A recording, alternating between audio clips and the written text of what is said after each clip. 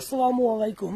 গত পর্বে আমি একটি ভিডিও দিয়েছিলাম, আপনারা অনেক অনেক মন্তব্য করছেন। কেউ বলছেন গ্রেনেড, কেউ বলছেন এইটা ওইটা। গ্রেনেড কখনোই অস্ত্রের সাথে যুক্ত হবে না, ঠিক আছে? গ্রেনেডের মধ্যে সবসময় কিছু পদার্থ এবং কেমিক্যাল থাকে, যেটার কারণে কোনো তাপ সৃষ্টি হলে কোনো হাওয়ার মাধ্যমে সেটা ফুটে ওঠে।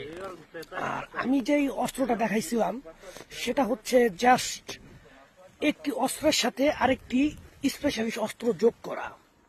এটা তখনই মারতে হয় যখন একটি ড্রোন খুব কাছাকাছি আইসা পড়ে, তার হাতের থেকে বাঁচার জন্য তাকে নিশানা করে সুন্দরভাবে মারতে হয় আর কি।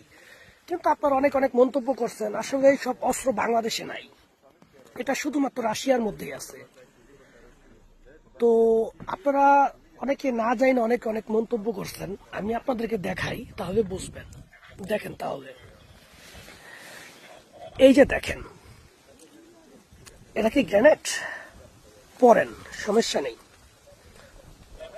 দেখছেন, এটা বুলেট, এটা হচ্ছে বুলেট। এই দেখেন,